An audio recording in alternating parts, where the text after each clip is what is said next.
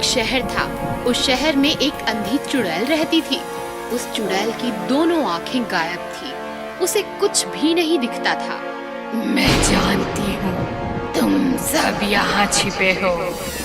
मैं देख नहीं सकती, इसका फायदा उठाते हो, लेकिन तुम मुझसे नहीं बच सकते। छिपे हुए लोग चुड़ैल अपनी ओर आते देख सांस रोक लेते हैं, कांपने लगते हैं, भागते हैं। कोई जमीन पर चुपचाप लेट जाता है। चुड़ैल का पैर उस पर गिरता है। वो उसे पकड़ने जाती है। वो भागने लगता है। मुझसे होशियारी? लेकिन मुझे इस खेल में मजा आ रहा है। देखती हूँ कहाँ तक भागते हो। चुड़ैल भागते हुए आदमी की ओर हाथ बढ़ाती है तो उसका हाथ बढ़ने लगता है। आदमी हाथ से बचने की कोशिश करता है, लेकिन चुड़ैल उसे पकड़ लेती है और अपनी ओर खींच लेती है। बड़े मिलखा बन रहे थे, अब भाग के दिखा। छोड़ो मुझे, बचाओ बचाओ। क्या क्या चाहिए तुम्हें? क्यों पकड़ा है मुझे? पहले तो मैं तुम्हारी आंखें नोच कर अपने आप को लगा लूंगी, फिर तुम्हें ले जाकर खा जाऊंगी। चुड़ैल उस आदमी की दोनों आंखें नोच लेती है। आदमी दर्द से चीखने लगता है। चुड़ैल वो आंखें अपने आप को लगा लेती है। अरे वाह, बड़ी अच्छी आंखें हैं तुम्हारी। मुझे तो बहुत साफ साफ दिख रहा है। चल, अब मेरे भोजन का समय हो गया। चल चल, घर चल।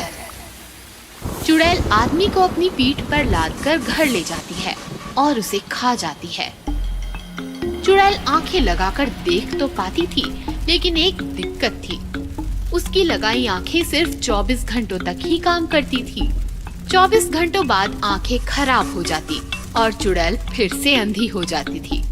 फिर क्या था, अंधी चुड़ैल फिर मार्केट जाती और किसी आदमी की आंख नोचकर फिर से नई आंखें लगा लेती। फिर पूरे मार्केट में चुड़ैल का आतंक फैल जाता है और दुकानदार मार्केट बंद करने का निर्णय लेता है। भाइयों, वो अंधी चुड़ैल रोज आ रही है और किसी ना किसी को उठा के ले जाती है। डर के मारे कस्टमर्स भी मार्केट में नहीं आ रहे। क्या किया जाए? जब तक चुड़ैल का कोई इलाज नहीं होता, हमें मार्केट बंद करना होगा। हाँ, हमें मार्केट बंद करना ही होगा। इस प्रकार दुकानदार मार्केट बंद कर देते हैं और पूरे मार्केट में सन्नाटा छा जाता है। रात होती है। चुड़ैल मार्केट आती है तो मार्केट में कोई भी नहीं होता। चुड़ैल बहुत ढूंढती है पर उसे कोई भी आदमी नहीं मिलता। लगता है मार्केट बंद करवा दिया है। अब मेरा क्या होगा? मुझे आँख और खाना कैसे मिलेगा? चलो ढूंढती हूँ, कोई ना कोई तो मिल ही जाएगा। चलते चलते चुड़ैल एक हॉस्पिटल में पहुंचती है। चुड़ैल को देखकर सारे लोग इधर उधर भागने लगते हैं। चुड़ैल डॉक्टर के केबिन में आती है। डॉक्टर कांपने लगता है। क्या चाहिए तुम्हें? तुम्हारी आंखें चाहिए। ऐसा कहकर चुड़ैल डॉक्टर को पकड़ लेती है। छोड़ दो मुझे। तुझे छोड़ा तो मुझे आंखें कैसे मिलेंगी? हाँ, मैं दूंगा तुम्हें आंखें। मैं आंखों का डॉक्टर हूँ। ओह ठीक है, मैं रोज आऊंगी। मुझे 2 आंखें और खाने के लिए एक मरीज भी चाहिए। अगर गद्दारी की तो मुझसे बुरा कोई नहीं होगा। ठीक है, मुझे छोड़ दो। चुड़ैल डॉक्टर को छोड़ देती है। डॉक्टर चुड़ैल को 2 आंखें देता है और चुड़ैल एक मरीज पीठ पर उठाकर चली जाती है। इस तरह चुड़ैल रोज डॉक्टर के पास आती। डॉक्टर किसी मरीज की आंखें निकाल कर चुड़ैल को लगा देता और मरीज चुड़ैल को सौंप देता। एक दिन डॉक्टर का साइंटिस्ट दोस्त डॉक्टर के पास आता है। डॉक्टर, मैं मृत्यु के बाद अपनी आंखें हॉस्पिटल में दान करना चाहता हूँ। उसकी फॉर्मेलिटीज पूरी करने के लिए मैं यहाँ पर आया हूँ। अरे तुम यहाँ क्यों आए? तुम अपनी आंखें किसी दूसरे हॉस्पिटल में दान करो। क्या बात है डॉक्टर, परेशान लग रहे हो? डॉक्टर साइंटिस्ट को चुड़ैल के बारे में बताता है। तुम चिंता मत करो डॉक्टर, मैं चुड़ैल के लिए ऐसी आंखें बनाऊंगा कि वो देखती रह जाएगी। फिर साइंटिस्ट दिन रात मेहनत करके चुड़ैल के लिए आंखें बनवाता है और आंखें लेकर डॉक्टर के पास आता है। ये लो डॉक्टर, ये आंखें चुड़ैल को लगवा देना। ये कैसी आंखें हैं? ये आर्टिफिशियल आंखें हैं। इसमें कैमरा है जिसकी वजह से चुड़ैल देख पाएगी। इसमें एक और खास बात है। खास बात? वह क्या है? इन आंखों में मैंने माइक्रो बम फिट करवा दिया है जिसका रिमोट मेरे पास है। तभी चुड़ैल आती है। साइंटिस्ट छिप जाता है। डॉक्टर, आंखें तैयार हैं कि नहीं? तैयार है, आप लेट जाइए। चुड़ैल लेट जाती है। डॉक्टर साइंटिस्ट की दी हुई आंखें चुड़ैल को लगाता है। ये कैसी आंखें हैं डॉक्टर? बड़ी तेज रोशनी है इसमें। वो एक छोटे बच्चे की आंखें, इसलिए ज्यादा तेज है। ठीक है, चलती हूँ, कल तैयार रहना। ऐसा कहकर चुड़ैल चली जाती है। चुड़ैल चली गई है साइंटिस्ट, बाहर आ जाओ। साइंटिस्ट बाहर आता है। फिर डॉक्टर और साइंटिस्ट चुड़ैल का पीछा करते हुए हॉस्पिटल के बाहर आते हैं। अब हम ब्लास्ट कर सकते हैं। ऐसा कहकर साइंटिस्ट रिमोट निकालता है और बटन दबाता है। चुड़ैल की आंखों में टिम टिम आवाज आने लगती है। अरे अरे, ये टिक टिक आवाज कैसी? तभी बड़ा धमाका होता है और चुड़ैल के चीथड़े उड़ जाते हैं। साइंटिस्ट की होशियारी से चुड़ैल मर जाती है और सारा शहर चुड़ैल के चंगुल से मुक्त हो जाता है। बहुत समय पहले एक गांव होता था। उस गांव में बहुत कम लड़कियां थीं, जिस वजह से उस गांव के बहुत सारे लड़कों की शादी नहीं हो पा रही थी और वो सभी कुंवारे थे। एक दिन उस गांव के एक लड़के मंगल ने तय किया कि वो दूसरे गांव जाएगा और वहां से किसी लड़की को पसंद करके उससे शादी करेगा।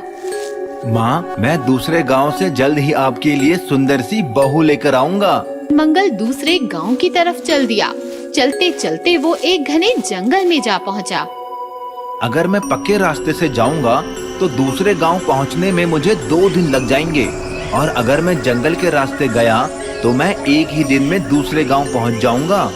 ये सोचकर वो जंगल के रास्ते से चल दिया। मैं उस गांव की सबसे सुंदर लड़की से शादी करूंगा। वो ये सोचता हुआ जा रहा था, तभी अचानक एक सुंदर सी लड़की भागती हुई उसके सामने आई। मुझे बचा लो, वो लोग मुझे मार देंगे। कौन हो तुम? मेरा नाम मंजू है, मुझे बचा लो। तुम चिंता मत करो, चलो मेरे साथ। मंगल मंजू को साथ लेकर वही पेड़ के पीछे छिप गया। वो लोग वहाँ आए और कुछ देर ढूंढने के बाद वहाँ से चले गए। थैंक यू, आपने मेरी जान बचा ली। वो लोग मुझे शहर से उठा कर लाए थे और मुझे जलाकर मेरी बलि देना चाहते थे। तुम चिंता मत करो, आओ मैं तुम्हें तुम्हारे घर छोड़ देता हूँ। लेकिन मेरे घर में कोई नहीं है। वैसे आपका नाम क्या है? मेरा नाम मंगल है और मैं पास ही के गांव में शादी के लिए लड़की ढूंढने जा रहा हूँ। और फिर मंगल कुछ सोचकर बोला, क्या तुम मुझसे शादी करोगी? आप बहुत अच्छे इंसान लगते हैं, इसीलिए मैं आपसे शादी करने के लिए तैयार हूँ। ये सुनकर मंगल बहुत खुश हुआ और वो मंजू को लेकर अपने घर लौट आया। माँ, मैं तुम्हारे लिए बहू ले आया। भगवान जो करता है अच्छा ही करता है। और फिर बड़ी धूमधाम से मंगल और मंजू की शादी हो गई। शादी के अगले ही दिन वो दोनों हनीमून के लिए नैनीताल चले गए। सारा दिन घूमने के बाद वो दोनों बहुत थक गए। मंगल ने मंजू से कहा, तुम होटल जाकर आराम करो, मैं बाजार से कुछ सामान लेकर आता हूँ। मंजू मान गई। वो होटल लौट आई और मंगल बाजार चला गया। कुछ समय बाद मंगल होटल में आया, लेकिन जैसे ही वो होटल के कमरे में आया वो हैरान रह गया। मंजू खुले बालों के साथ शीशे के सामने बैठी थी और शीशे में उसका चुड़ैल वाला भयानक रूप दिखाई दे रहा था। तुम चुड़ैल हो? चलो, अब तुम्हें पता चल ही गया, तो अब मुझे छिपने की कोई जरूरत नहीं है। ध्यान से देखो। मैं चुड़ैल हूँ। मेरा नाम मंजू नहीं, मंजूलिका है। मंजूलिका चुड़ैल। तुमने मुझसे झूठ क्यों बोला? उस दिन वो लोग मुझे जलाकर मारने वाले थे, तभी मैंने तुम्हें देखा और तुमसे मदद मांगी। और फिर जब तुमने मुझसे शादी करने के बारे में पूछा तो उन लोगों से बचने के लिए मैं तुमसे शादी करने के लिए मान गई। लेकिन तुम चुड़ैल हो, मैं एक चुड़ैल से शादी कैसे कर सकता हूँ? हमारी शादी हो चुकी है, अब तो बस हनीमून बाकी है। लेकिन मैं तुम्हारे साथ हनीमून नहीं मना सकता। हनीमून तो तुम्हें मनाना पड़ेगा, नहीं तो मैं तुम्हें मार डालूंगी। तुम्हारे पास कल सुबह तक का टाइम है, अच्छे से सोच लो। तुम्हें मेरे साथ हनीमून मनाना है या फिर मरना है? ये मैं कहाँ फंस गया? इससे अच्छा तो मैं गांव के बाकी लड़कों की तरह कुंवारा ही रहता। अब मैं इस चुड़ैल से कैसे बचूंगा? तभी उसे एक आइडिया आया। अगले दिन सुबह सुबह चुड़ैल ने उससे पूछा, तो तुमने क्या सोचा, मरना है या हनीमून मनाना है?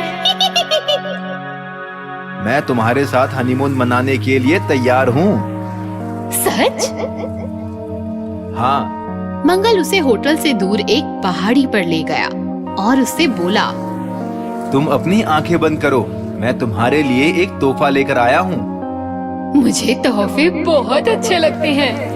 जैसे ही चुड़ैल ने आंखें बंद की, मंगल ने पेट्रोल की कैन उस पर पलट दी, एक माचिस की तीली जलाकर चुड़ैल पर फेंक दी और चुड़ैल आग में जलने लगी।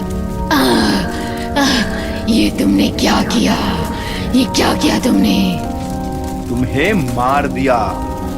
पर तुम्हें कैसे पता था कि जलने से मेरी मौत होगी? कल रात तुमने ही मुझे बताया था कि जंगल में उस दिन वो लोग तुम्हें जलाकर मारने वाले थे। बस मैं समझ गया कि तुम्हें जलाकर मारा जा सकता है।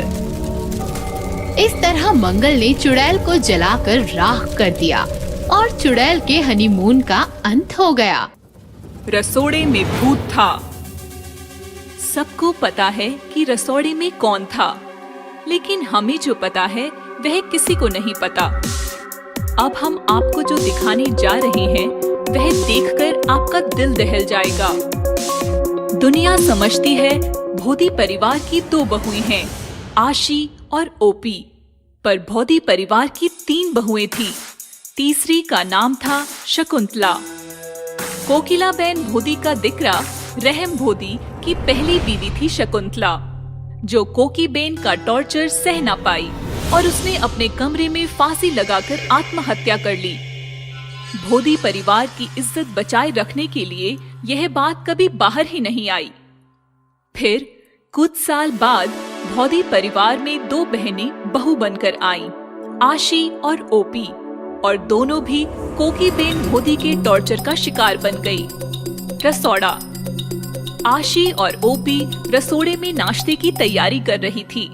तभी वहां भोदी परिवार की हिटलर सास कोकी बेन आती है। आशी, ओपी, क्या कर रही हो तुम? जय श्री कृष्णा काकी जी। जय श्री कृष्णा माँ जी। जय श्री कृष्णा। बहरी हो क्या? मैंने पूछा क्या कर रही हो? काकी जी नाश्ता बना रही हैं, ढोकला बना रही हैं। ढोकला? तुम जानती हो ना ढोकला मुझे कतई पसंद नहीं। तो बताइए माँ जी, क्या बनाऊं आपके लिए? छोले भटूरे। ठीक है माँ जी, मैं बनाती हूँ, तब तक आप जूस पी लीजिए। ओपी बहू ग्लास में जूस भरकर कोकी को देने जाती है कि अचानक वह फिसल जाती है और जूस कोकी की साड़ी पर गिरता है। कोकी गुस्सा होती है और ओपी को तमाचा मारती है। बेवकूफ लड़की, काम करने की अकल नहीं, मेरी साड़ी खराब कर दी। माफ कीजिए माँ जी, आप बाथरूम होकर आइए, ठीक हो जाएगा। तुम भी चलो मेरे साथ। मैं बस कुकर में चने चढ़ाकर आती हूँ। कोकी बेन बाथरूम जाती है। ओपी कुकर में चने चढ़ाती है और बाथरूम की तरफ भागती है। हिटलर औरत मेरी फूल सी बहन पर हाथ उठाती है, मैं इसे छोड़ूंगी नहीं। तभी आशी को मम्मी का फोन आता है और वह बातें करते करते बाहर चली जाती है। अचानक रसोड़ी का माहौल बदल जाता है। तेज हवा चलने लगती है, खिड़कियां खड़खड़ाने लगती हैं और रहम धोदी की पहली बीवी शकुंतला का भूत रसोड़े में प्रकट होता है। कितने सालों से भटक रही हूँ, बदले की आग में जल रही हूँ। कोकी से बदला लेने का यह अच्छा मौका है। कुकर से चने निकालकर खाली कुकर गैस पर चढ़ा देती हूँ। कोकी के रसोड़े में आते ही धमाका हो जाएगा।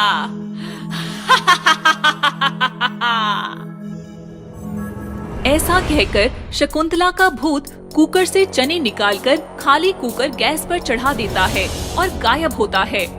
इधर कुकर में प्रेशर बढ़ने लगता है। कुकर जोर जोर से सीटी बजाने लगता है। सीटी की आवाज सुनकर हॉल में बैठी कोकी बेन गुस्सा हो जाती है। एक काम ढंग से नहीं कर सकती है, मुझे ही देखना पड़ेगा। कोकी बेन रसोड़े में आती है, कुकर उठाकर हिलाने लगती है। तभी अचानक कुकर फट जाता है और जख्मी कोकी बेन बेहोश होकर गिर जाती है।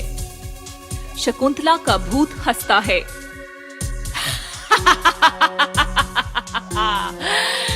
मजा आ गया। धमाका सुनते ही सब घर वाले भागते हैं।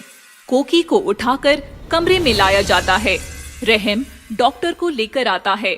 डॉक्टर दवाई देकर चला जाता है और कोकी को आराम करने की सलाह देकर सब लोग कमरे से चले जाते हैं और कोकी उलझन में पड़ जाती है। आखिर खाली कुकर गैस पर चढ़ाया किसने? ओपी बहू तो चने कुकर में चढ़ाकर मेरे पास आई थी। फिर रसोड़े में कौन था? आशी। यह हरकत आशी ही कर सकती है। आज तो मुमकिन नहीं, पर कल मैं आशी की सच्चाई सबके सामने लाकर रहूंगी। यह सुनकर शकुंतला का भूत हंसने लगता है। मैं भी देखती हूँ कल तू क्या करती है, क्योंकि कल तेरा सामना मुझसे होने वाला है।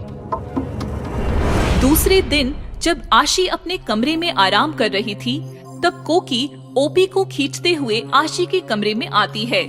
बा और मोटा भाभी भी कोकी के पीछे पीछे आशी के कमरे में दाखिल होते हैं। क्या बात है, आप सब यहाँ कैसे? ओपी बहू, कल मेरी साड़ी पर जूस गिरा था और मैं नहाने बाथरूम में गई थी। तुम चने कुकर में चढ़ाकर मेरे पास आई थी। तब रसोड़े में कौन था? मैं थी? तुम थी? कौन था? कौन था? तभी शकुंतला भूत ओपी के शरीर में घुस जाता है और कहता है, भूत था, कल रसोड़े में भूत था, मेरा भूत, शकुंतला का भूत। यह सुनकर सब लोग हैरान हो जाते हैं। शकुंतला, तुम तो मर चुकी हो ना?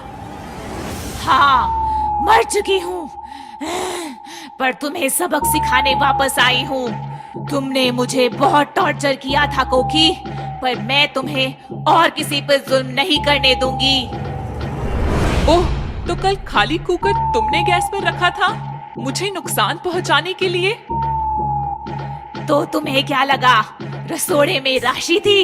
अरे वह तो अपनी मम्मी से फोन पर बात कर रही थी। इसी मौके का फायदा उठाकर मैंने कुकर से चने निकाल दिए और खाली कुकर गैस पर चढ़ा दिया, सिर्फ तुम्हें सबक सिखाने के लिए। मुझे सबक सिखाने के लिए? हाँ, तुम्हें सबक सिखाने के लिए। कैसा लगा मेरा सबक? अगर तुमने फिर से ओपी और आशी को तकलीफ पहुंचाई तो मुझसे बुरा कोई नहीं होगा।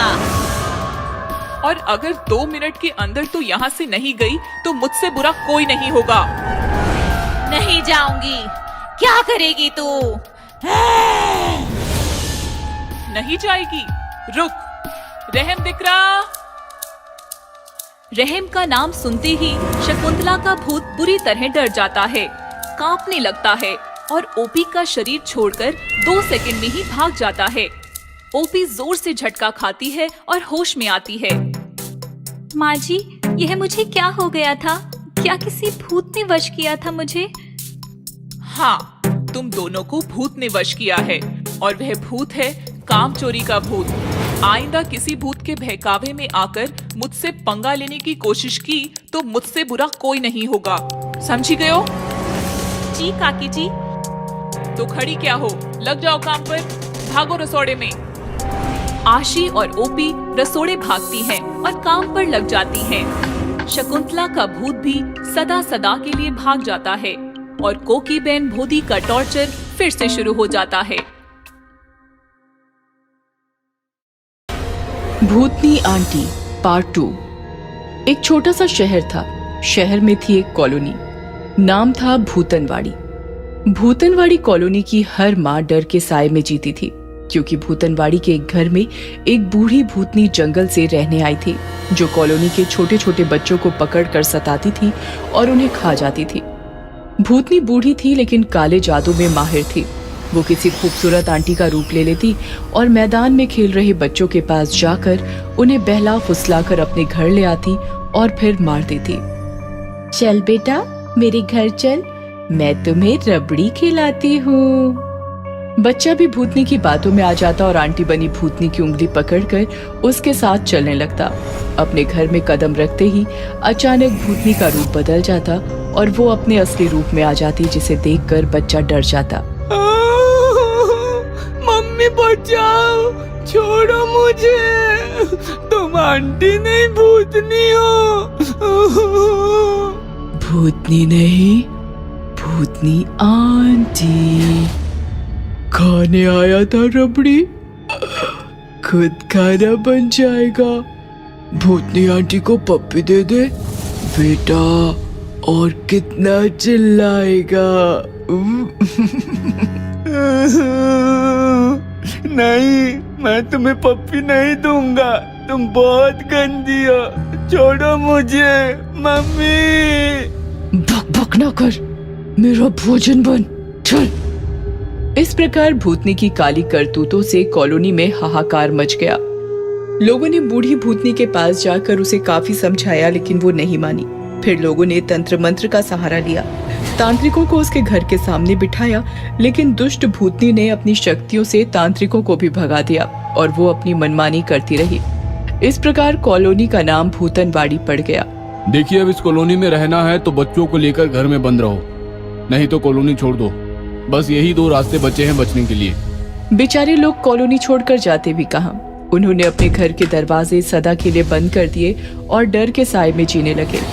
लोगों की सतर्कता से भूतनी भी परेशान हो गई, क्योंकि अब वो और बूढ़ी हो रही थी और उसे खाना मिलना भी मुश्किल हो गया था। ये क्या, लोगों ने तो दरवाजे बंद कर लिए, अब मैं कैसे जीऊंगी? लगता है अब दोबारा जंगल का रास्ता अपनाना पड़ेगा। तभी भूतनी ने देखा कि एक औरत अपने गोल मटोल बच्चे के साथ आ रही थी। अरे वाह, लगता है कॉलोनी में नए रहने आए हैं। बच्चा भी एकदम गुब्बारे की तरह फूला हुआ है। इधर सारे घरों के दरवाजे बंद देखकर बच्चा परेशान हो गया। मम्मी, बोलो गोलू। एजेंट कह रहा था अच्छी कॉलोनी है, लेकिन यहाँ तो सारे दरवाजे बंद है, कोई बच्चा नजर नहीं आ रहा। अब मैं खेलूंगा किसके साथ? तभी भूतनी रूप बदलकर उनके सामने पहुंच गई। आपका स्वागत है हमारी कॉलोनी में। ठंड की वजह से लोगों ने दरवाजे बंद कर रखे हैं। अरे वाह, आपका बच्चा तो बिल्कुल मेरे मोलू जैसा है। मेरा मोलू अभी अभी मैदान में खेलने गया है। मैदान का नाम सुनते ही गोलू खुश हो गया। थोड़ी देर बातें करने के बाद गोलू और मम्मी वहां से निकल गए और भूतनी खुश हो गई। आज तो पार्टी करूंगी। थोड़ी देर बाद फुटबॉल हाथ में लेकर गोलू मैदान में पहुंचा तो उसने देखा मैदान में उसकी उम्र का बच्चा खेल रहा था। ये देखकर गोलू खुश हो गया। तुम मोलू हो ना? मेरा नाम गोलू है, मेरे साथ खेलेगा? बिल्कुल खेलूंगा। फिर क्या, काफी देर दोनों खेलते रहे और खेलते खेलते थक गए। सारा पसीना निकल गया, प्यास भी लगी है। तो चलो मेरे घर, पानी पी कर आते हैं। तुम्हारा घर पास में ही है ना? तुम्हारी मम्मी मिली थी हमें, चलो चलते हैं। गोलू मोलू के पीछे चलते चलते उसके घर के सामने आ गया तो भूतनी आंटी बनकर खड़ी थी। आओ बेटा। गोलू मोलू के साथ जैसे ही अंदर गया, घर का दरवाजा अचानक बंद हो गया और मोलू भी गायब हो गया। मोलू, कहाँ हो तुम? घर में आए गोलू, इसलिए भेजा मैंने नकली मोलू। भूतनी का खौफनाक रूप देखकर गोलू कांपने लगा। बचाओ, बचाओ मम्मी। पीने आया था पानी, अब मेरी प्यास मिटाएगा। भूतनी आंटी को पप्पी दे दे बेटा, और कितना चिल्लाएगा। प्लीज मुझे मत मारो, मैं अपनी मम्मी का इकलौता बच्चा हूँ। मम्मी का इकलौता बच्चा, जैसे हो गाजर कच्चा कच्चा, चप चप करके चबा जाऊं, हाथ लगा एक कच्चा बच्चा। ऐसा कहकर भूतनी गोलू की तरफ बढ़ने लगी और गोलू पीछे पीछे सरकने लगा। जैसे ही भूतनी ने गोलू को छुआ, उसे बिजली का तेज धक्का लगा और वो जलने लगी। ये मेरे साथ क्या हो रहा है? तभी गोलू की मम्मी वहां आई। बिल्कुल सही हो रहा है, तुम्हें क्या लगा मैंने तुम्हें पहचाना नहीं? तेरी जैसी सैकड़ों भूतनियां देखी हैं मैंने। मैं जल क्यों रही हूँ? क्योंकि गोलू के गले में उसकी दादी का दिया हुआ ताबीज है। तेरे जैसी हजारों भूतनियां एक होकर आए तो भी गोलू को छूते ही भस्म हो जाएगी, इतनी शक्ति है इस ताबीज में। चल गोलू। ऐसा कहकर मम्मी गोलू को लेकर निकल गई और भूतनी आंटी तड़प तड़प कर राख हो गई।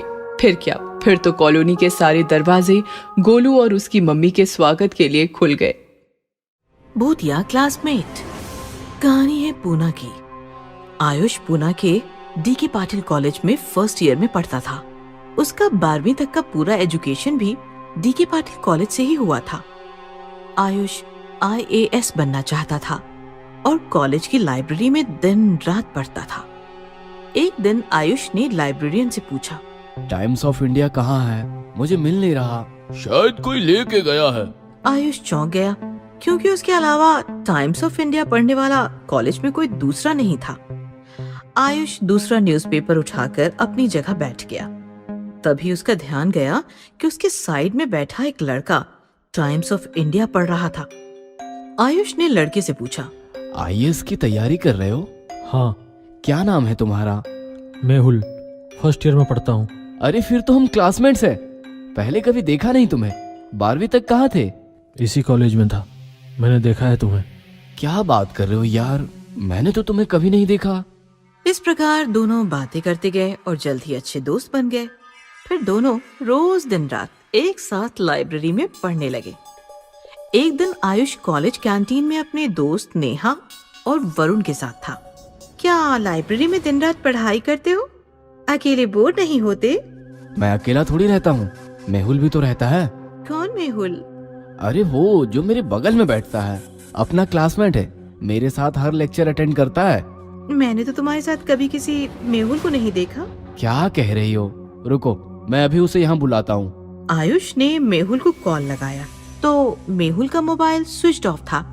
आयुष परेशान हो गया तो नेहा बोली, ठीक है बाबा, होगा कोई मेहुल। वैसे भी मेरा ध्यान मेहुल पर नहीं वरुण पर रहता है।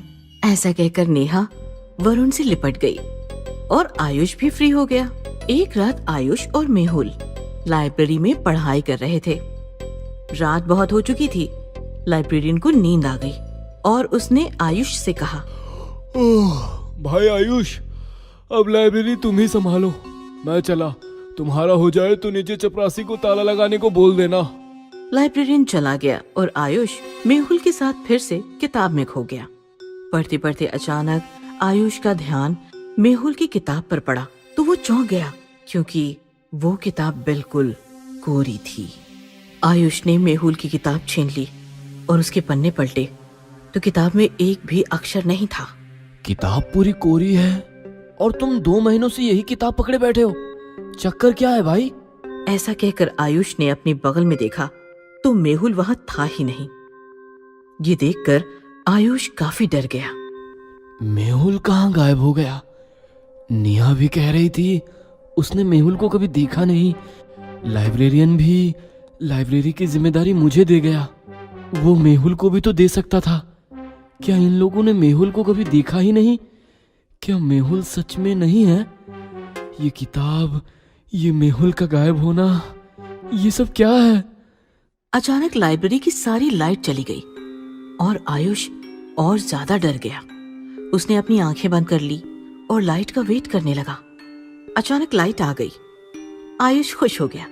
उसने आंखें खोली, लेकिन जब उसने बगल में देखा तो उसका दिल दहल गया। उसके बगल में मेहुल का डरावना भूत बैठा था। मेहुल, ये सब क्या है? मेहुल नहीं, मेहुल का भूत। और यह जो तू देख रहा है इसके जिम्मेदार और कोई नहीं, बस तू है। मैंने क्या बिगाड़ा है तुम्हारा? तुमने मेरी जिंदगी बर्बाद कर दी। याद कर वह 1 साल पहले की HSC एग्जाम जिसमें तुमने एक लड़के को चीटिंग करते पकड़ा था। ये सुनकर आयुष 1 साल पीछे गया तो उसे बायोलॉजी का एग्जाम याद आया। सर, ये चीटिंग कर रहा है। ए, चल खड़ा हो जा। Sorry sir, extremely sorry sir. 2 minute के अंदर निकल जा यहाँ से, नहीं तो HSC एग्जाम से रस्टिकेट हो जाएगा। जानता है एग्जाम हॉल से बाहर आते ही मैंने क्या किया? तू कैसे जानेगा? तू तो एग्जाम में बिजी था। मैं बिल्डिंग से नीचे कूदकर मर गया और अब तुम्हें मारने आया हूँ। देखो मेहुल, माना कि गलती मेरी है, पर तू भी तो गलत था ना। चीटिंग कर रहा था। चीटिंग गलत है। नहीं, अब मैं जो करने जा रहा हूँ वो गलत है। ये सुनकर आयुष डर गया। क्या करने वाला है तू? मेहुल ने आयुष का गला पकड़ लिया और उसे खिड़की से बाहर फेंक दिया। आयुष लाइब्रेरी के 5वें मंजिल से जमीन पर गिरते ही मर गया और मेहुल लाइब्रेरी की खिड़की से उसकी लाश को मुस्कुराते हुए देखता रहा। इंसान खाने वाला भूतिया परिवार। बहुत समय पहले किसी जंगल में एक भूतिया परिवार रहता था। भूतिया परिवार में मम्मी भूत, पापा भूत और उनका एक छोटा सा बेटा भूत थे। वो जंगल के जानवरों को खाकर अपना पेट भरा करते थे। आज मैं हमारे लिए हाथी लेकर आया हूँ। आज हम हाथी खाएंगे। इस तरह बहुत समय बीत गया। फिर एक दिन भूत के बेटे ने कहा, भूत पापा, मैं रोज रोज कभी हाथी तो कभी हिरन खाकर बोर हो गया हूँ। अब मुझे कुछ और खाना है। लेकिन हर जंगल में तुम्हें यही जानवर खाने को मिलेंगे। ऐसा है तो हम शहर चलते हैं। वहाँ हम मोटे मोटे मुलायम मुलायम इंसान खाएंगे। हाँ, ये ठीक रहेगा। अब हम शहर जाएंगे और इंसान खाएंगे। उसी रात वो तीनों शहर के लिए निकल गए। तीनों भूत गाते हैं, हम शहर जाएंगे, शहर में इंसान खाएंगे। हम शहर जाएंगे, हम शहर जाएंगे, इंसान खाएंगे। शहर जाएंगे, इंसान खाएंगे। शहर पहुंचकर उन्होंने देखा कि हर तरफ इंसान ही इंसान है। पापा भूत, यहाँ तो बहुत सारे इंसान हैं। हाँ, यहाँ तो छोटे बड़े पतले मोटे कई तरह के इंसान हैं। बहुत मजा आया। और फिर वो तीनों वहीं पार्क के पास ही बने एक खाली खंडर में रहने लगे। अब भूत पापा रोज पार्क से एक इंसान उठाकर ले आता और वो तीनों उसे बड़े मजे से खाते। ये इंसान तो बहुत स्वादिष्ट होते हैं।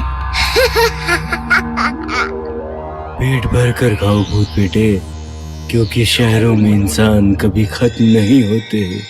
ऐसे ही बहुत दिन बीत गए। एक दिन सोसाइटी के सेक्रेटरी ने नोटिस किया कि पार्क में अब कम लोग आने लगे हैं। ये सोचकर वो पास ही के एक पुलिस स्टेशन में गया। मुझे लगता है कि पार्क में कुछ गड़बड़ी चल रही है, आप जल्दी कुछ कीजिए। आप चिंता मत कीजिए सेक्रेटरी साहब, मैं जल्द ही पता लगाता हूँ। पुलिस इंस्पेक्टर ने पार्क में जगह जगह सीसीटीवी कैमरा लगवा दिए। फिर जब अगले दिन उन्होंने कैमरा की रिकॉर्डिंग देखी तो वो हैरान रह गए। कैमरा में साफ दिख रहा था कि एक इंसान हवा में उड़ता हुआ पार्क से बाहर जा रहा है। सेक्रेटरी साहब, ये इंसान ऐसे उड़ता हुआ इस खंडर में क्यों चला जा रहा है? मुझे लगता है कि इसे कोई भूत लेकर जा रहा है। अब मुझे तो लगता है इसे कोई भूत लेकर जा रहा है, और लेकिन रिकॉर्डिंग में तो कोई भूत दिखाई नहीं दे रहा। अब हम क्या करेंगे? अब मैं तो सिर्फ इंसानों को पकड़ना जानता हूँ, मुझे भूतों को पकड़ना नहीं आता। इसलिए माफ कीजिए सेक्रेटरी साहब, मैं इसमें आपकी कोई मदद नहीं कर सकता। ये सुनकर सोसाइटी के सेक्रेटरी निराश हो गए और वहाँ से चले गए। उन्हें कुछ समझ नहीं आ रहा था कि वो क्या करें। मैं क्या करूं? सोसाइटी के लोगों को बताया तो वो घबरा जाएंगे। ये सोचकर उन्होंने किसी को कुछ नहीं बताया और दूसरी तरफ रोज पार्क में एक इंसान गायब होता रहा। अब सेक्रेटरी से रहा नहीं गया। उन्होंने सोसाइटी के सभी मेंबर्स की मीटिंग बुलाई और उन्हें सारी बात बताई और कहा, ये भूत पार्क के पास वाले खंडर में रहता है। अब आप ही बताइए मुझे क्या करना चाहिए? भूत का हम क्या कर सकते हैं? मुझे लगता है हमें ये सोसाइटी छोड़कर चले जाना चाहिए। लेकिन हम इतनी बड़ी सोसाइटी छोड़कर कहाँ पर जाएंगे? लेकिन यहाँ रहे तो भूत हमें खा जाएगा। हाँ, मगर सोसाइटी को छोड़कर भागना गलत होगा। मुझे लगता है कि हमें उन भूतों को यहीं से भगाना चाहिए। लेकिन कैसे? मेरे पास एक आइडिया है। और फिर आइडिया के अनुसार उन्होंने पूरे पार्क में पोस्टर लगवा दिए कि अगले हफ्ते सेक्रेटरी साहब का जन्मदिन है और अपने जन्मदिन पर सेक्रेटरी साहब भूत का बना केक काटना चाहते हैं। इसलिए जो भी भूत पकड़ कर लाएगा सेक्रेटरी साहब उसे ₹1,00,000 देंगे। जब ये बात भूतिया परिवार को पता चली तो वो बहुत डर गए। ये इंसान तो बहुत खतरनाक है, ये तो हम भूतों का केक बनाकर खाते हैं। अगर हम इन इंसानों के हाथ लग गए तो ये हमारा केक बनाकर खा जाएंगे। पापा भूत, मम्मी भूत, मुझे इन इंसानों से डर लग रहा है। मुझे वापस जंगल जाना है। पापा भूत, मुझे वापस जंगल ले चलो। मैं रोज रोज हाथी ही खा लूंगा और कभी जंगल के खाने से बोर नहीं होऊंगा। रो मत बेटे भूत, हम अभी वापस जंगल चलते हैं। और इस तरह सोसाइटी के लोगों के एक झूठ से डरकर भूतिया परिवार वापस जंगल लौट गया और सोसाइटी वालों को भूतिया परिवार से मुक्ति मिल गई। अधूरा प्यार।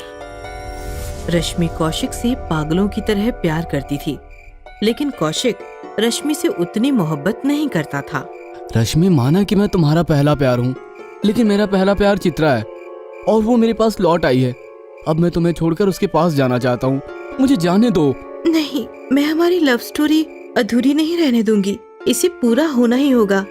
हमारे जीते जी न सही तो हमारे मरने के बाद। रश्मि, ये तुम क्या कर रही हो?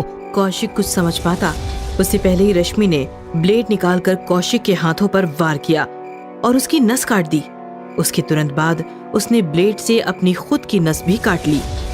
कौशिक का वार गहरा नहीं था, बस ब्लीडिंग हो रही थी, लेकिन रश्मि, वो तो जमीन पर कब की गिर गई थी। और कौशिक भी रश्मि के पास गिर गया। ये कहानी यहाँ पर ही खत्म नहीं होती, बल्कि यहाँ से शुरू होती है। कहानी पूना की है। कौशिक और रश्मि एक साथ कॉलेज में थे और सेकेंड ईयर से एक दूसरे को चाहने लगे थे। रश्मि कौशिक की दूसरी गर्लफ्रेंड थी, लेकिन रश्मि के लिए कौशिक उसका पहला प्यार था, जिसे वो मरने के बाद भी छोड़ना नहीं चाहती थी। और वही हुआ। कौशिक की पहली गर्लफ्रेंड चित्रा उसके पास फिर से लौट आई और कौशिक रश्मि को समझाने की कोशिश करने लगा, लेकिन रश्मि ने तो कौशिक के साथ जीने मरने के सपने देखे थे। उसने कौशिक और खुद को नस काटकर मारने की कोशिश की। कौशिक, कौशिक उठो, आंखें खोलो, कौशिक। कौशिक ने आंखें खोली तो वो हॉस्पिटल में था। लंबे समय बाद होश में आया था। कौशिक, मैं तुम्हारी चित्रा, अरे देखो मुझे। रश्मि कैसी है? इस पर चित्रा कुछ बोलती उससे पहले ही कौशिक के घरवाले उससे मिलने के लिए आ गए। आधी रात बीत चुकी थी। कौशिक अपने बेड पर लेटा हुआ रश्मि के बारे में ही सोच रहा था कि तभी उसने देखा रश्मि उसके पास आ रही है। कौशिक रश्मि को देखकर खुश हो गया और बेड पर बैठ गया। सॉरी कौशिक, मैं किसी भी हालत में तुम्हें पाना चाहती थी, इसीलिए। रश्मि आगे कुछ बोल ही नहीं पाई। इट्स ओके रश्मि, मैं जानता हूँ तुम मुझसे कितना प्यार करती हो। तुमने जो किया उसका मुझे बुरा नहीं लगा। बुरा नहीं लगा तो अब भी बुरा नहीं लगना चाहिए। रश्मि, ये तुम क्या कह रही हो? रश्मि जोर जोर से हंसने लगी और हंसते हंसते भयानक भूतनी बन गई। उसके हाथ में खून से रंगा हुआ एक ब्लेड था। ब्लेड कौशिक की तरफ बढ़ाकर रश्मि जोर जोर से हंस रही थी।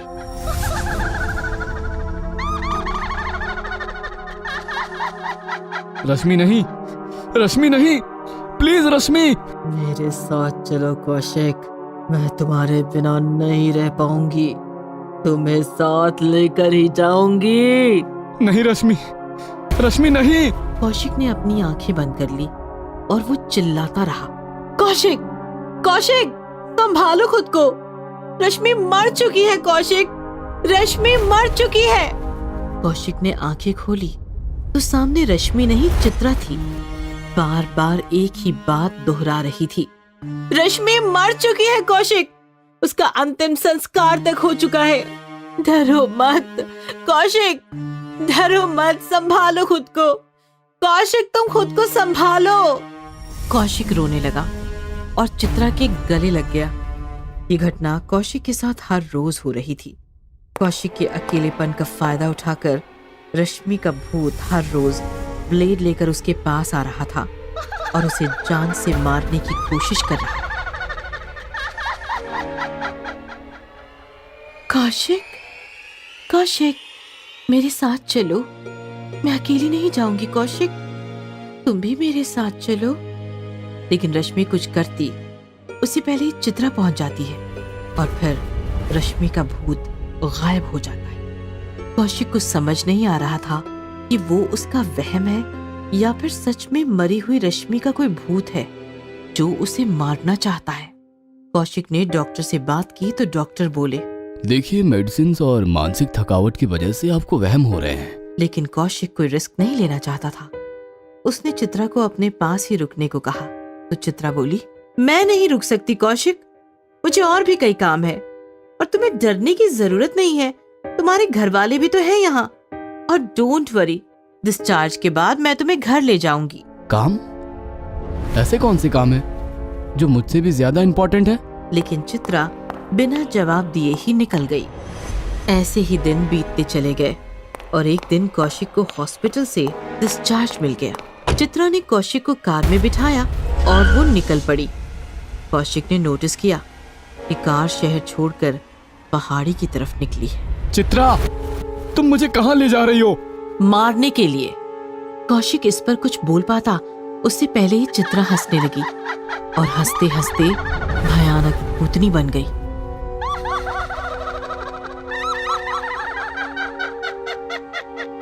कौशिक समझ नहीं पा रहा था कि ये हो क्या रहा है। ये मैं क्या देख रहा हूँ? तुम मेरा भूत देख रहे हो कौशिक। मैं मर चुकी हूँ। मैं भी रश्मि की तरह तुम्हें ले जाना चाहती हूँ कौशिक। तो रश्मि वो कहाँ है? तभी पिछली सीट से आवाज आई, मैं यहाँ हूँ कौशिक। कौशिक ने पीछे देखा तो पीछे रश्मि का भूत बैठा हंस रहा था। उस दिन जब रश्मि तुम्हें और अपने आप को ब्लेड मार रही थी, तब मैं वहीं पीछे छिपी तुम दोनों को देख रही थी। तुम दोनों जमीन पर गिर गए। मैंने सोचा तुम दोनों मर गए। रश्मि ने तुम्हें मारकर हासिल किया। ये मैं बर्दाश्त नहीं कर पाई।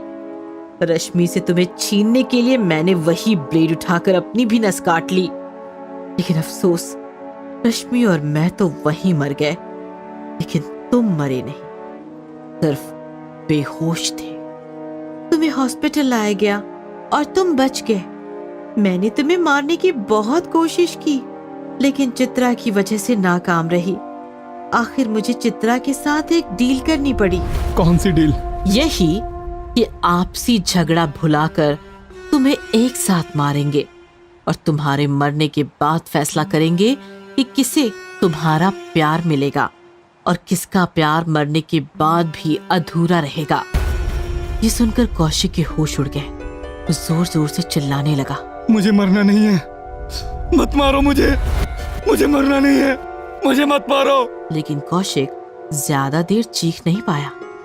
पहाड़ों से गुजरती हुई कार गहरी खाई में नीचे कूद गई और कार के साथ साथ कौशिक भी खत्म हो गया।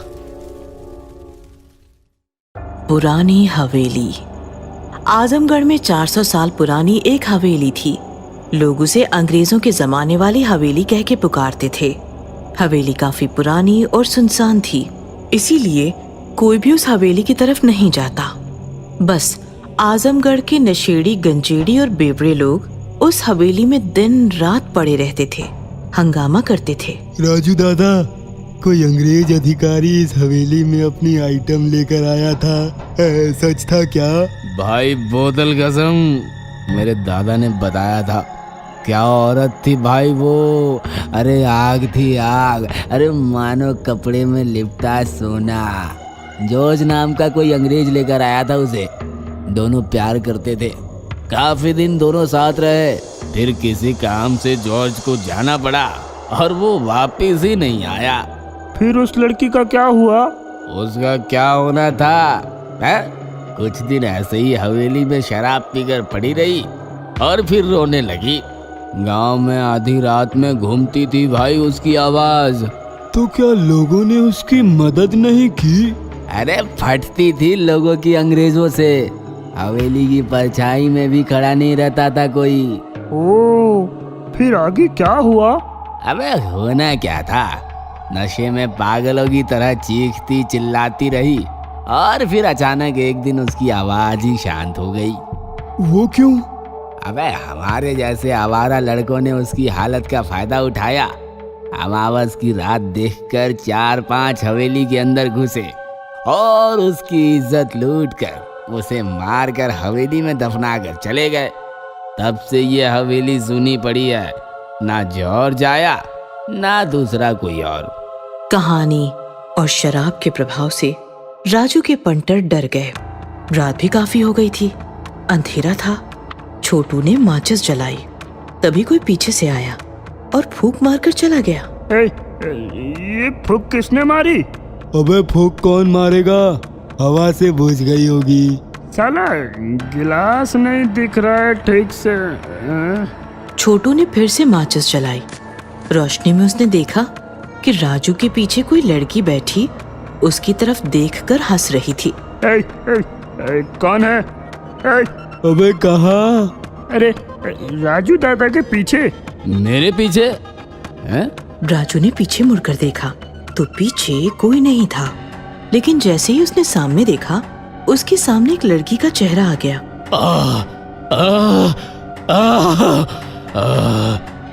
राजू दादा, क्या हुआ? राजू काफी डर गया था, फिर भी हंसते हुए बोला, अरे कुछ नहीं, मैं तो बस डरा रहा था तुम्हें। चलो चलते हैं यार। क्या हुआ राजू दादा? लगता है तुम दोनों को चढ़ गई है। ऐसा कहकर बंटी ने नीचे अपनी बोतल देखी तो बोतल वहाँ नहीं थी। अरे मेरी बोतल कहाँ है? अरे हमें क्या पता, बोतल संभाल नहीं पा रहा और बोलता है चढ़ी नहीं है। तभी बंटी ने देखा कि उसकी बोतल हवेली के दूसरे कमरे में रखी हुई है। क्या यार, क्यों खेल रहे हो मेरे साथ? वो देखो, बोतल उस कमरे में है। तो जाना लेकर आ। बंटी बोतल लेने के लिए दूसरे कमरे में आया। जैसे ही बोतल उठाकर वो पीछे मुड़ा, उसकी चीख निकल गई क्योंकि उसके पीछे एक भयानक भूतनी खड़ी थी। भूतनी झट से रूप बदलकर एक खूबसूरत लड़की बन गई और बंटी के गले लग गई। डर के मारे बंटी की आवाज नहीं फूट रही थी। George, George darling, I love you. मैं जॉर्ज नहीं हूँ, छोड़ो मुझे। बताया तुम जॉर्ज नहीं हो, जॉर्ज तो तुम्हारे पीछे खड़ा है। बंटी ने पीछे मुड़कर देखा तो पीछे जॉर्ज का भयानक भूत खड़ा था।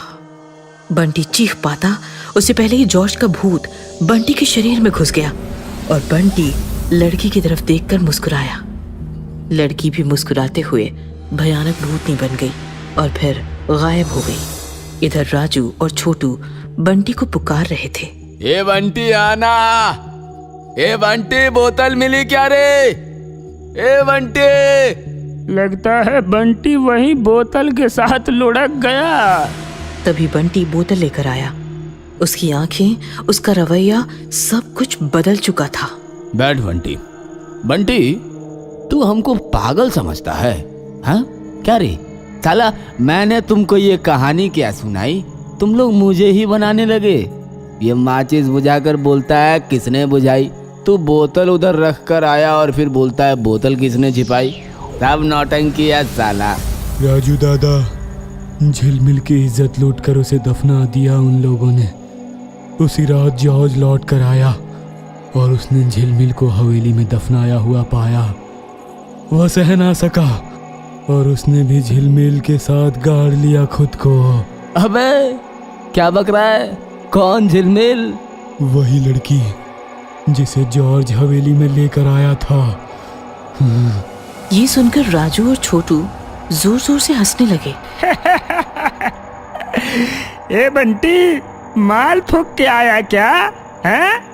अच्छा चल बता, किसने बताया तुम्हें ये? हैं? जॉर्ज ने बताया। हैं? जॉर्ज कहाँ है? मेरे अंदर। और झिलमिल कहाँ है? वो देखो, आपके पीछे। ये सुनकर राजू जोर जोर से हंसने लगा। ए छोटू, देख बंटी क्या बक रहा है। वो लड़की मेरे पीछे है। लेकिन छोटू को सांप सूंघ गया था। राजू दादा पीछे देखो। राजू ने पीछे देखा तो सच में उसके पीछे झिलमिल का भूत खड़ा था। राजू जोर से चिल्लाया। तभी पीछे से बंटी ने बोतल से राजू का सिर फोड़ दिया। कांच के टुकड़े टुकड़े हुए और राजू भी फर्श पर बिखर कर मर गया। ए बंटी, अरे ये क्या कर दिया तूने? हा? बंटी नहीं, जॉर्ज। तभी झिलमिल का भूत छोटू की तरफ बढ़ने लगा। छोड़ो मुझे, मत मारो, मैं कभी नहीं आऊंगा यहाँ। छोड़ो। मैं तो चाहती हूँ तुम यहाँ से जाओ ही मत। मतलब? झिलमिल का भूत छोटू के शरीर में घुस गया और अचानक छोटू का रवैया बदल गया। वो बंटी की तरफ देखकर मुस्कुराने लगा। बंटी ने छोटू को अपनी बाहों में भर लिया। हमें इंसानी शरीर मिल गया झिलमिल। कितने साल तड़पे हैं एक दूसरे को छूने के लिए, आज ये दो जिंदा शरीर मिल गए। अब हम एक दूसरे से कभी जुदा नहीं होंगे। सालों साल इसी हवेली में साथ रहेंगे, एक साथ रहेंगे। मुझसे और इंतजार नहीं होता जॉर्ज। चलो, मुझे बेडरूम में लेकर चलो। बंटी ने छोटू को अपनी बाहों में उठा लिया और वो छोटू को लेकर हवेली के अंदर वाले कमरे की तरफ निकल पड़ा। पेट्रोल चोर चुड़ैल। सुनसान हाईवे पर निखिल बाइक से शहर की तरफ जा रहा था। दोनों तरफ घना जंगल, बीच में सड़क और ऊपर खुला चमकीला आसमान था। निखिल मस्त राइडिंग करता हुआ तेजी से आगे बढ़ रहा था कि तभी उसने देखा हाईवे किनारे एक लड़की अपनी स्कूटी धक्का मारती हुई ले जा रही है। रात काफी सुनसान और गहरी थी। लड़की भी काफी खूबसूरत जवान थी। निखिल रुक गया और लड़की से पूछने लगा, हेलो, क्या मैं आपकी कोई हेल्प कर सकता हूँ? पेट्रोल खत्म हो गया है। ओह डोंट वरी, मैं पीछे से बाइक पर बैठकर अपनी टांग से स्कूटी ढकेलता हूँ। पेट्रोल पंप काफी दूर है अभी। उससे अच्छा ये होगा कि आप अपनी बाइक से थोड़ा पेट्रोल निकाल कर मुझे दे दीजिए। ओह सॉरी, लेकिन मेरी इंपॉर्टेंट बाइक है, इसमें पेट्रोल निकालने की कोई खास सिस्टम नहीं है। चलिए ना, मैं टांग से ढकेलता हूँ आपकी स्कूटी। ये सुनकर लड़की जोर जोर से हंसने लगी और फिर भयानक आवाज में बोली,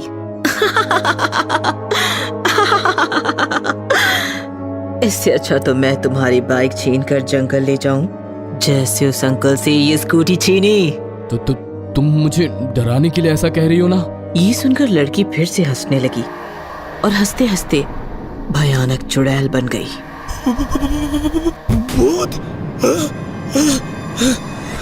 निखिल ने फौरन बाइक स्टार्ट की और वो भागने लगा। थोड़ी दूर तेजी में बाइक चलाने के बाद उसने चैन की सांस ली। ओह गॉड, बच गया। तभी उसने साइड मिरर में देखा तो उसका दिल दहल गया। उसके पीछे वो भयानक चुड़ैल उसे चिपक कर बैठी थी और जोर जोर से हंस रही थी। बचाओ, मुझे बचाओ, बचाओ। चुड़ैल ने चलती बाइक पर निखिल को उठाया और ऊपर हवा में फेंका। निखिल सड़क पर गिरकर मर गया। चलो, एक और बाइक मिल गई। बाइक लेकर माँ के पास चलती हूँ। चुड़ैल ने बाइक जंगल की तरफ घुमाई और वो तेजी से बाइक लेकर जंगल में गायब हो गई। ये कहानी एक जवान चुड़ैल और उसकी बूढ़ी चुड़ैल माँ की है।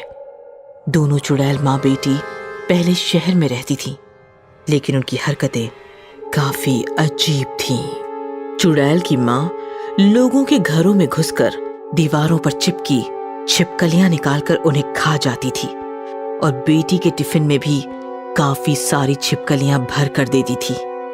बच्ची की छिपकलियां देखकर पूरी क्लास डर जाती थी और इधर सोसाइटी में भी चुड़ैल माँ की हरकतों से लोग परेशान हो गए थे।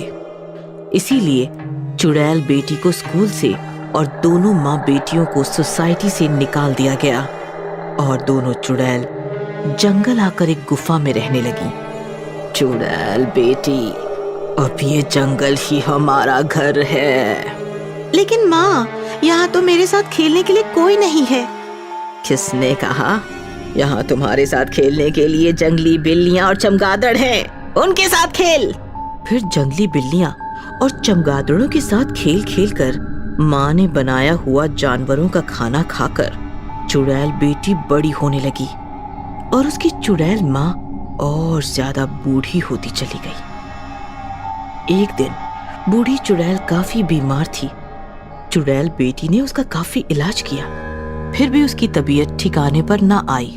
मेरी तबीयत ठिकाने पर लाने का बस एक ही इलाज है बेटी। माँ, तुम बताओ, मैं तुम्हारे लिए कुछ भी कर सकती हूँ। तो सुन, बचपन से ही मुझे पेट्रोल और पेट्रोल का धुआं काफी पसंद है। जब भी मेरा मूड खराब होता था, मैं किसी मोटर गैरेज में जाकर घंटों पेट्रोल जलाकर उसका धुआं सूंघती थी। बहुत मजा आता था मुझे। अब यहाँ जंगल में इतनी शुद्ध और प्राकृतिक हवा है, इसीलिए मैं बीमार पड़ गई हूँ शायद। तू अगर मेरे लिए पेट्रोल का जुगाड़ कर ले तो मैं ठीक हो जाऊंगी। ठीक है माँ, जैसी तुम्हारी इच्छा। उस दिन से चुड़ैल जंगल से हाईवे आकर लोगों को सताने लगी, रूप बदलकर लोगों को रोकने लगी और फिर उन्हें मारकर उनके वाहन जंगल ले जाने लगी। निखिल की बाइक लेकर चुड़ैल अपनी गुफा के सामने पहुंची। बाइक की आवाज सुनकर बूढ़ी चुड़ैल माँ बाहर आ गई। बेटा, आ गई तू। देख माँ, मैं कैसी बाइक लेकर आई हूँ आज। चल बेटा, टंकी खोल। चुड़ैल ने बाइक की टंकी खोली तो चुड़ैल माँ ने अपना पूरा मुंह टंकी के अंदर डाल दिया। चुड़ैल बेटी ने भी माँ का मुंह ताकत से टंकी में दबाया। काफी देर तक चुड़ैल टंकी सूंघती रही और सारा पेट्रोल खींच गई। फिर उसने मुंह बाहर निकाला। कैसे लोग हैं, टंकी भी फुल नहीं करवाते। पहले जमाने में टंकी ऊपर तक टच रहती थी। माँ, पेट्रोल अब काफी महंगा हो गया है ना, शायद इसलिए। चल बेटा अंदर चल, तू थक गई होगी। आ, खाना खा ले। दोनों चुड़ैल अंदर चली गई। एक फॉरेस्ट ऑफिसर दोनों को छिप छिप कर देख रहा था। चुड़ैल के अंदर जाते ही वो अफसर भी वहां से भाग गया। रोज चुड़ैल माँ के लिए पेट्रोल चुराने हाईवे पे आती थी, रूप बदलकर लोगों को फंसाती थी, उनसे बोतल में पेट्रोल लेकर उन्हें मारकर जंगल भाग जाती थी। जैसे ही लोगों को पता चला कि हाईवे पर पेट्रोल चोर चुड़ैल का आतंक फैल रहा है, लोगों ने हाईवे से गुजरना ही छोड़ दिया। फिर चुड़ैल ने पेट्रोल पंप जाकर पेट्रोल चुराना शुरू किया, यहाँ तक कि वो शहर में भी घुसने लगी।